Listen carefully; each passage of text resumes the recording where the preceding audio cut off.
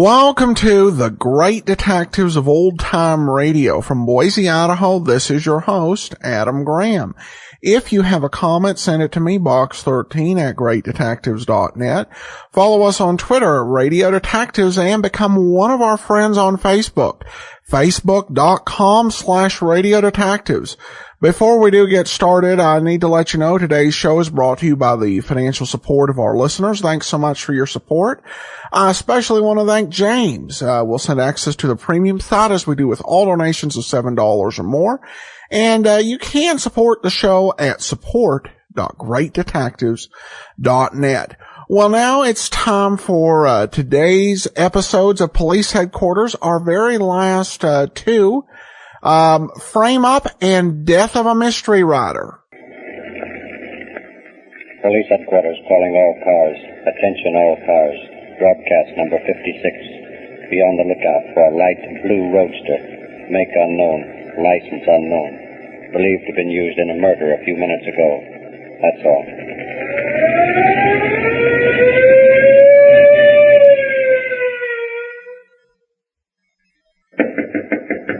Come in. Oh, hello, Commissioner. Come in. Oh, Captain. Glad to find you at home. Yeah, what brings you out this late at night, Commissioner? One of the boys from the homicide detail caught me just as I arrived at home. Had a murder case early this evening. Yeah, I heard the call go out over the radio. Yeah? Thanks. Have the boys made an arrest on the call yet? They took someone into custody just a few minutes ago. Good. I hope they hang it on the rat. Well, that's what I wanted to come over and see you about, Captain. What's on your mind, Commissioner? Ed, you've been one of my best friends for years, ever since we started pounding pavement together. During the years... What's on your mind, Frank? Just this. Young Tommy Evans was killed tonight. Tommy? Yes. He was killed just outside the Paradise Club on Grand Avenue. He was killed by a man in a blue roadster. What are you getting at, Frank? Patrolman Kelly saw the whole thing. He said Tommy Evans came out of the club and started to call a taxi. Some fellow had been parked across the street in a blue roadster. As Evans came out, the fellow got out of his car and killed Evans with a .38 automatic. Well? Patrolman Kelly says he saw the fellow quite clearly. That is, he saw how he was dressed. Said the murderer was wearing a light gray topcoat, a black derby, a bright red scarf. That's a lie. Take it easy, Ed. You're intimating that my son Pat killed Tommy Evans. He was arrested just a few minutes ago. It's a lie. He didn't do it. He admits fighting with Tommy Evans. Sure, he fought with him. He'll admit that. Just like headstrong kids always fight. Over some girl that isn't worth a dime. But he didn't kill Tommy Evans. Yeah, of course, the state will have to prove that he did. But the state has a lot on its side. Here, look at this. Gun? Yeah. You know whose it is? Yes. Belongs to my son Pat. It was found at the scene of the crime. Was? Who found it? Patrolman Kelly. Once more, we traced the blue roadster. Kelly gave us a fairly good description and said he fired a couple of shots at it as the murderer drove away. When we found the car, it had a bullet hole in the right rear fender, and your son Pat admits owning the car. I don't believe it. It's a frame-up. Where is Pat? They're taking him down. You want to see him? Right now. Come on. They're not going to frame my boy. No, sir. Not while I'm alive.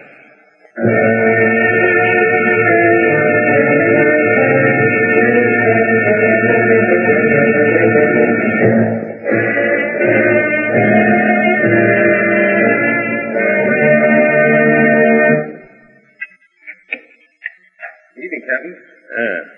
They've just arrested Pat for murder. Oh, yes, sir. I know, sir. Have they brought him in yet?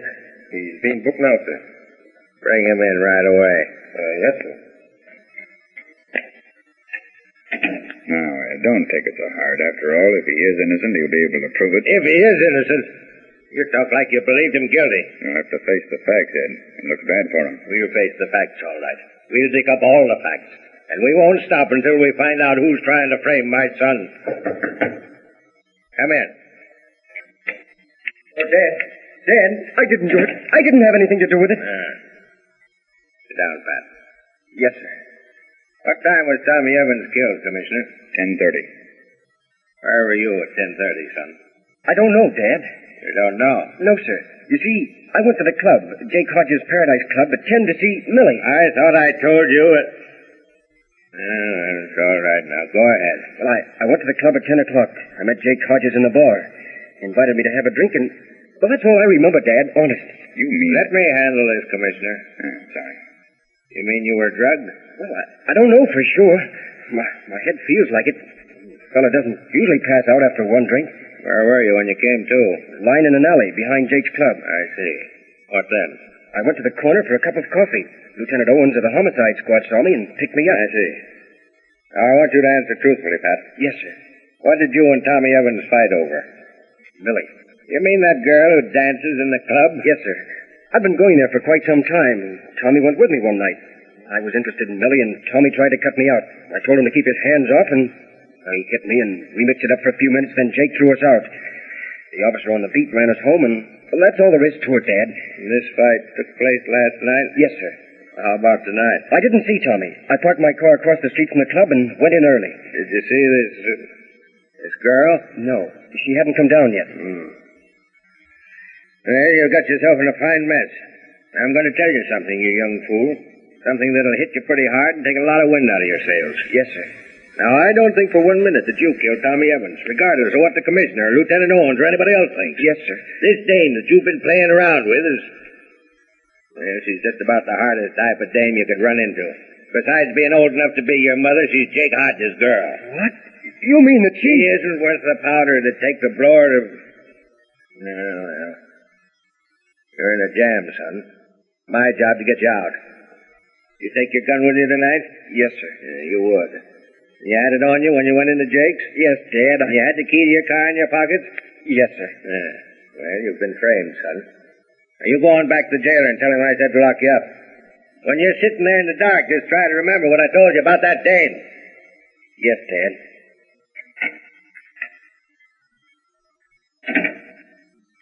Coming with me, Frank? Yes, Ed.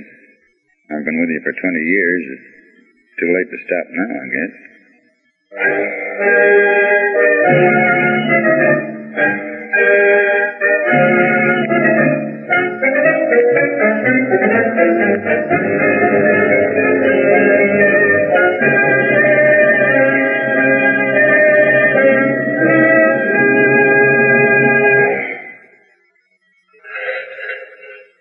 Miss Miller's room's right over there, boy. Okay, boy, here. Oh, thank you, boy. Thank you. Yeah. Right over here. And a swell place like this on a salary of $25 a week. That'll make me laugh. Come on, Frank. What are you going to do, Ed? I'm going to find out what she knows. You think that she knows? Who is it? Telegram, ma'am. Just a minute. Oh. Don't get upset, young lady. Get yourself out of that door. Not so fast, Millie. We're coming in. Oh, you bulls make me sick. Yeah, I don't doubt it, Millie. Get back out of the way. Hey, you can't manhandle me that way, you dumb copper. That's because your son's in a jam. Oh. So you let the cat out of the bag, eh? How'd you know Pat was in trouble? The news isn't out yet? Well, I had a phone call. Yeah? Who called you? Jake? Say, you leave Jake out of this. You'll get me fired. Don't make me laugh. Sit down. Say, you can't talk to me that Sit way. down. Yeah. What time did you go to the club tonight? About 10. Did you see Pat? No. Did you see young Tommy Evans? No. You like to make Jake Hodges jealous, don't you? What's it to you? You like to keep him running after you so he'll pay your rent and buy your clothes, don't you? Get out of here, you flatfoot. Yeah, we're going now. Come on, Frank. You're finished here? Sure. All I wanted to do is to make sure that she knew all about what was going on. Come on, we got some work to do.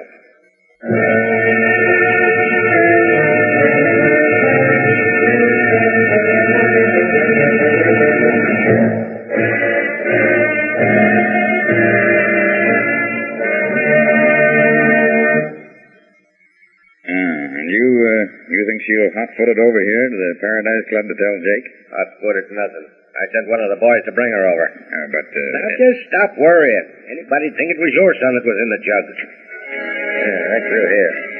We'll find Jake's private room. listen, the club's still open. Yeah. They've just started picking the pockets of the drunk. Here we are. Santa Claus, sweetheart. Come on, Jake. Open up, open up. Oh, hello. Captain and Commissioner. Well, this is a surprise. Is it? Sit down, you hard-boiled yegg. Hey, what's the... Sit down! We're here to arrest you for murder. Oh, yeah? Oh, don't try to be funny. I'm not trying. I'm naturally funny. Anybody'd know you wouldn't stand for anybody fooling around with your girl, much less having two guys after her. Hey, what are you talking about? You know what we're talking about. You saw that my son Pat and another young punk that didn't have any more sense was after your girl. You thought you'd do yourself a favor by getting them out of the way. So you put knockout drops in Pat's beer, then dressed up in his hat, coat, and scarf, and killed Tommy Evans, and then beat it in Pat's car. You're just dishing up a lot of hot air. Am I? We've got it down in black and white. Yeah, well, you're lying. Oh, I am I? Show him that confession we got from Millie, Commissioner. Oh, That signed confession from Millie. Oh, Yes, I'll read it to you, you dumb yegg. State of, we'll skip that part. Here's what we want. And so, because of these things, Jake Hodges lured Tommy Evans into a spot in front of the club and killed him with Pat Weaver's gun. Signed, Millie DeVale, witness. Yeah, that crazy dame is lying. Bring her in. Jake. Millie DeVale, do you identify this man as the man who planned to kill Tommy Evans? Oh, you snitched, eh? Well, you dirty double-crossing... Stop! That'll hold him. I don't think I killed him. Jake!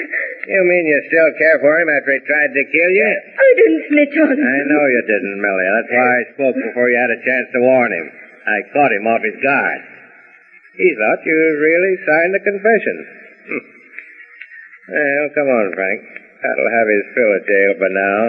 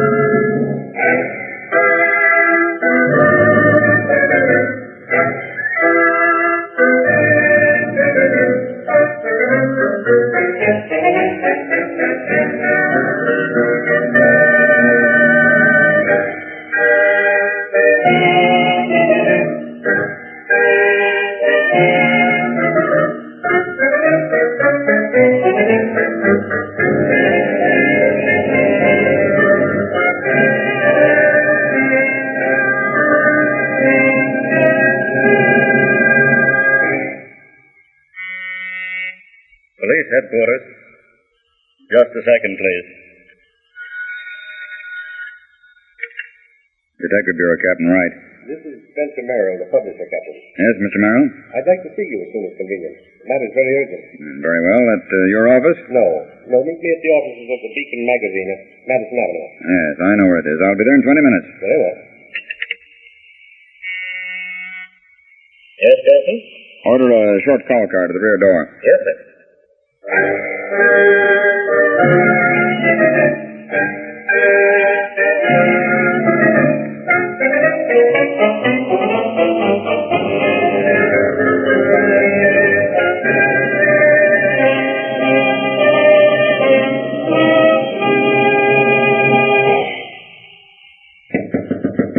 Come in. I'm Captain Wright. Yes, I know. I'm Mr. Merrill. How do you do? This is Mr. Peters. Glad to know you. How do you do? Sit down, Captain. Thanks. Peters here called me at home this morning with a very strange story. Well, you tell him, Peters, just as you told me. Yes, sir. Do you know Winston Trenchard? The writer? Yes. He's probably the best known of modern detective story writers. Yes, I know. Well, he's doing a series for us known as The Perfect Murder. You may have read it. No, I haven't. Well, nevertheless, we contracted for a series of 8 episodes from him. We go to press this week with the last of the series. Well, the last episode is due the day before yesterday. I telephoned the department to find out when it was to be delivered, and I received no answer. Yesterday, I sent a messenger to Trenchard's home, and there was no reply. This morning, I received this in the mail. Well, you read it for me, will you? Well, it's a letter from Trenchard, mailed last night from a post office station near his apartment. Read it, please. The perfect murder shall never be completed. When you read these words, I shall be dead. Signed, Trenchard. Are you sure the signature is genuine? Yes. And have you called his apartment today? Our secretary has been phoning all morning. Then I expect the best course to follow will be to go to the apartment ourselves. Exactly. Get your coat, Peters. Come, Captain Wright. We'll go in my car. It's waiting downstairs.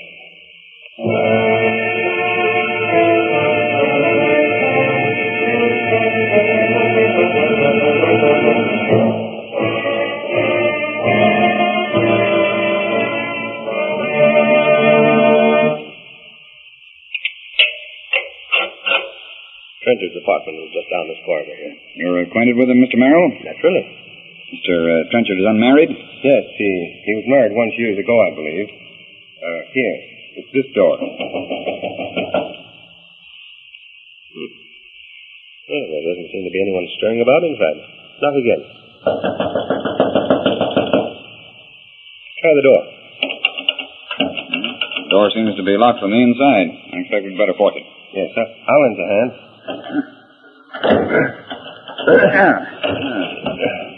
There. There's a light just inside the door, Captain. I found it. Doesn't seem to be anyone at home. This may be some sort of a... Well, what is it, Peters? In that chair. Look. Trenchard. Steady now. Don't bother one of you touching. He's dead. This is awful. See if we can get a little more light in here. Try raising that blind at that end of the room, Mr. Merrill. Well, this is a terrible thing to happen just now. Murder's a bad business at any time. This is a ghastly thing. Looks as if he shot himself in the forehead. Here's the gun, and the attitude of the body is normal enough. I only had an idea what he was planning to do. I could have perhaps prevented this. How long has he been dead? I won't be able to say definitely until the coroner gets here. Offhand, I'd say 12 hours at least. Then he probably killed himself sometime last night, after he'd mailed the letter. What's this in the fireplace? It looks like a burned manuscript. Now, careful there. We'd better leave that to the men from the Identification Bureau. All right. I just wanted to make sure it was a manuscript. It's the one we've been waiting for, too, Mr. Merrill. The last episode of The Perfect Murder? Yes, sir. Well, that places us in a fine predicament. Can you get a ghostwriter on it in time for press? I'm afraid not, sir. Well, then do it yourself. Yes, sir. Isn't it the usual thing for a writer to make a carbon copy of his material? Yes? Then, before we get all excited about it, I'd suggest that we look around for the carbon copy. Not now. I want to telephone to headquarters for the fingerprint men. I'm not so sure that this is a suicide.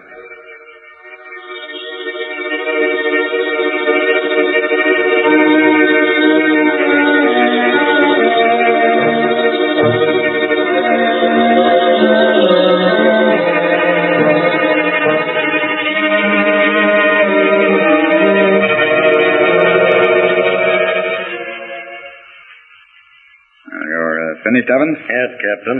Everything's clean as a whistle. Found the ejected shell, and it looks like it's the one that did the dirty work. Ballistics will call you just as soon as they finish. All right, Evans. Well, what about the carbon copy of the story, Captain Wright? Our men found nothing. Just as I thought. Trenchard must have gone crazy, burning the manuscript and then shooting himself that way. Well, you'd better get busy, Peters. That story must appear in our next issue. I'll do my best, Mr. Merrill. If you'll wait just a minute, I'll see what I can do about it. There must be a copy of that story somewhere. There were approximately 30 pages found burned, one complete episode. There must be another copy. Well, then where can it be? Well, that's a very difficult question just now, Mr. Merrill. If you and Mr. Peters will return to your offices, I'll see what I can do in the meantime. If anything new turns up, I'll call you at once. Very well. Do what you can, Captain Wright. I'll appreciate it. Our magazine must have the final episode of that story by midnight tonight. I'll do my best. Good night, gentlemen. Good night, sir. All right, Evans. Bring the girl in. Yes, sir. Come in, then. Oh, have a seat, please, Miss Saunders. Thank you. You were Mr. Trenchard's secretary, I believe. Yes, You were fairly close to his personal affairs? reasonably so. Did you do the typing on his last story, The Perfect Murder? Yes. Did you make a carbon copy of the work? Yes, sir. Do you know where that copy is at present? No, I don't. I finished it sometime last week. I left both copies with Mr. Trenchard. I see. Do you have any idea where Mr. Trenchard could have put the carbon copy? We failed to find it in his files or on his desk. If it wasn't in the file, then I don't know where it is. Mr. Trenchard was very particular. Miss Saunders, do you know of any reason for Mr. Trenchard killing himself? Certainly not. Just what do you mean by that answer? Well, I mean I know of nothing which would cause Mr. Trenchard to commit suicide. He was very much against suicide. Why, in several of his books, he had branded it as a cowardly act. You're familiar with Mr. Trenchard's handwriting? Yes. Would you tell me if this is his signature at the bottom of this letter? Well, it looks very much like his signature. This letter was mailed to Mr. Peters sometime last night. It was posted shortly before 8 o'clock. But, What's on your mind, Miss Saunders? but that's impossible. Why? Mr. Trenchard was with me last night from 6:30 until 11 o'clock. Oh. He couldn't possibly have posted the letter. It does throw a different light on the matter. How's your memory, Miss Saunders? Fairly good, I believe. Well, if you have no objection, I'm taking you to lunch. And while we're lunching, I'd particularly enjoy hearing as much as you remember of the last episode of Winston Trenchard's The Perfect Murder.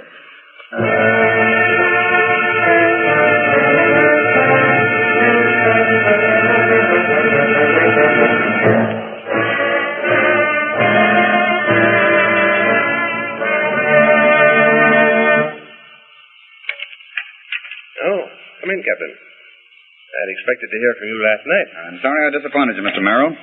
You know Miss Saunders. Yes, how do you do? I'm very well, thank you. You made out all right with the story? Yes, Peters finished it last night. I was reading the galley proofs as you came in. And I see I'm too late. I thought you'd enjoy receiving the original. The original? Yes. Oh, is Mr. Peters about? I believe so. Would you mind calling him? Why, yes. Ask Mr. Peters to step into my office, please. I've been doing a lot of work, Mr. Merrill. That's why I had no time to call you last night, as I promised. Work? Yes, and Miss Saunders here has been invaluable to me. You wanted to see me, Mr. Merrill? Oh, Captain Wright.